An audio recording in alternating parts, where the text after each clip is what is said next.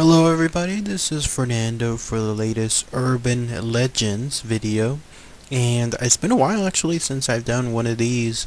Last checking the last Urban Legends video, I saw that it was about maybe 6-7 months since I've done one. So I thought I would introduce yet another one here, this time again focusing on the comic book world. I had previously done one related to like one issue, the urban legend that did one issue essentially caused the demise of the comic book industry in the 90s. And so I have another urban legend here, this time having to do with a character and with regards to his perhaps most famous storyline in his entire history. Did it start essentially as one single joke? And that's the urban legend. And the one that I'm referring to is Superman and his most famous storyline pretty much in his entire history. I would argue to say that this remains the most famous storyline. If there's any other out there that's more famous, I would like to see any examples on there, but this one is with regards to the storyline revolving the death of Superman.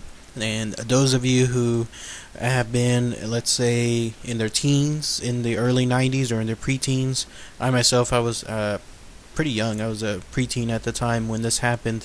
This by far remains the most famous storyline with regards to the Superman franchise. And not only did this become a huge success, but it branched out to so many areas.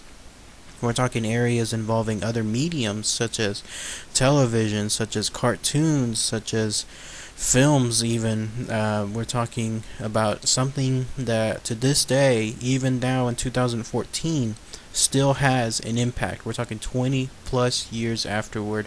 And again, apparently all of this started just as one single joke. So we have to go back in time. Let's go back to the early 90s or so. This was at the time when the Superman franchise had a good set of comic book storylines out there. I think they had Adventures of Superman, they had Superman and Man of Steel, they had Superman, and then they had Action Comics. They were selling alright on there. My understanding was they weren't exactly setting the world on fire, but they weren't exactly bottom of the list either, so they were selling alright. And this was also at a time when the show Lois and Clark, The Adventures of Superman, was out there in television land. Those of you who have seen the television show know what I'm talking about. I remember seeing a couple of episodes when it first came out. It was pretty good. I think it remains something that has lasted the test of time, especially with regards to the Lois Lane. I believe Terry Hatcher is her name. She still remains one of the hottest Lois Lanes that I have ever come across. So she is somebody that was a very good pick for the Lois Lane character on there. Anyways, the thing that happened that started this all was at that time, Lois and Clark, The New Adventures of Superman, was doing pretty well on TV. That's why it was on for a good number of seasons. And they were actually going to introduce on that show the notion that Superman and Lois Lane were finally going to get married.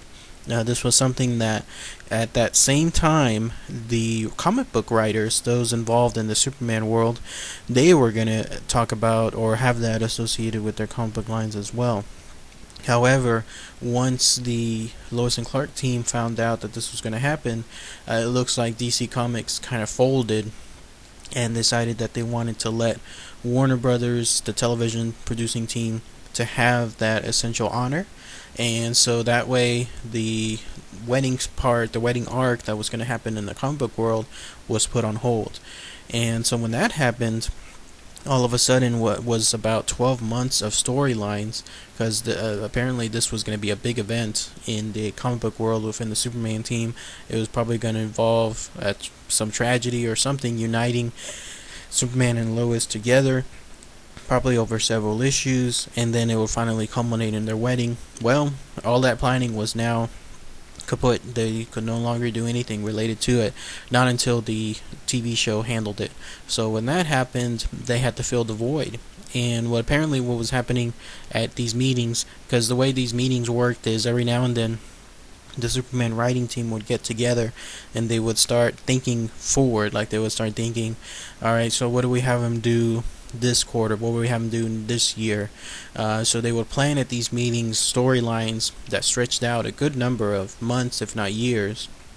So that way they were all working in tandem, because at that time, and it should be still to this day, the Superman comic books work in unison with one another. So what happens in one issue corresponds to another issue, and then corresponds to a separate title, and then goes to another title, and so on and so forth. So at that time, the running joke when they were trying to think up of something to fill in this void was, why don't we just kill him?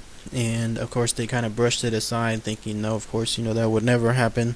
How could we kill what is essentially the most important character in all of comics? But then eventually, it looks like there was a writer whose name's Jerry Ordway, very famous when it comes to the Superman team. He said, again, why don't we just kill him? And this time, this joke suddenly became a reality. They started to realize, why not? Why not have this be a storyline where we get to show the world essentially what it feels like to not have Superman? And when that happened, suddenly they had the storyline they needed to fill this void. Now, to this day, the same Superman team, they all have mentioned that they had no idea how popular this particular storyline was going to be. I think that they're kind of understating things. I think they were kind of aware of how the public was going to react. Some of them have even said, some of the writers have said that if there wasn't a major other storyline out there in the world, then this particular Death of Superman would have just been pushed to the side. But again, we're dealing with what is perhaps the most famous character of all time when it comes to comic books.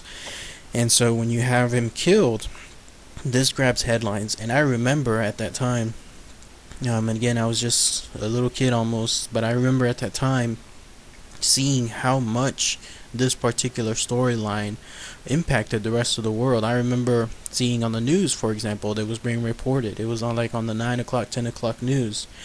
I remember that they were showcasing the lines that were stretching out of the comic book stores for these people that were wanting to buy these issues, because they were, and I was probably too at the time, thinking this is it. This is the last time we'll see Superman. Of course, it's funny now to realize how naive I was, and maybe a bunch of other people were, because in the comic book world nobody ever dies. But this was still kind of new, because this was the first time, at least on a big world impact, that they were really going to kill him.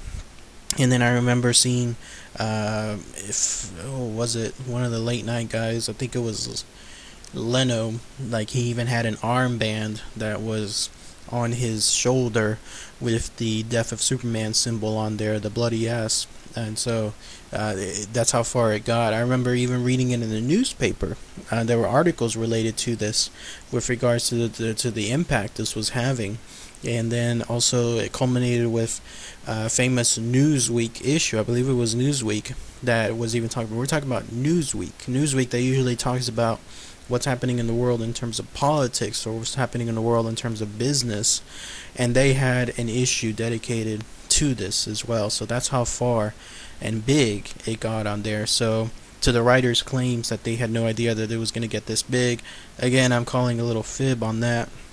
And also, it's quite convenient that DC Comics had millions of these issues available on the day of its release. If they didn't realize how big it was going to be, then why did they have such a huge amount of prints available? And even then, they ran out. Apparently, this thing reprinted several times, and they still couldn't keep up with the demand. So again, I call a little fib with regards to their idea on there. But yeah, that's how the urban legend goes. It all started as one single joke, and then it went from there.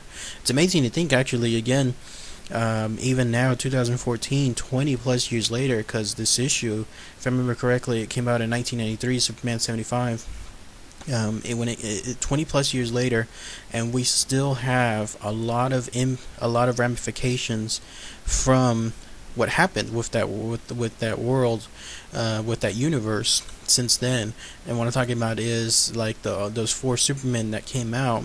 Steel came out, and he had his own series. He had his own movie with Shaquille O'Neal, and even now, he continues to be an important character. Superboy, the reimagined Superboy, still continues to be an important character as well. Cyborg still happens to be one of the most famous Superman villains out there, still coming out under a recurring set of storylines. I don't think he's been out yet with the new 52 universe, but it remains to be seen on there. And then of course there's Doomsday, who to this day still pops out every now and then as being one of the most famous villains for Superman, and I believe he's just about to be reintroduced in the new 52 universe if he hasn't already. So again, 20 plus years later, almost when it comes to that fact, here we have 2 decades worth of material still out there, all from one single joke on there. So it's funny too, because I remember again when all of this happened, fond memories on that. I remember trying to go through several comic book stores here in the Austin area and not being able to find it, and then I found it at one comic book store. They still had plenty of copies there. This was kind of a comic book store that was, I guess, not really famous here in the Austin area. It wasn't one of the first go-to places when it came to comic book fans, so that's why I was able to find it. But I remember hearing again stories of these things selling out, of stores having to limit 2 copies per customer, of people fighting even with regards to learning that they weren't able to get an issue on there. Very, very funny stuff now. But if anyone has any experiences on that too, if anyone remembers what happened with the death of Superman, what their own experience was, what they saw at stores, what they saw on TV, or again on newspapers, magazines, share your stories, share your comments below. All of this again happening just from one single joke, the idea that they were going to kill him. So alright everybody, thanks as always, take care.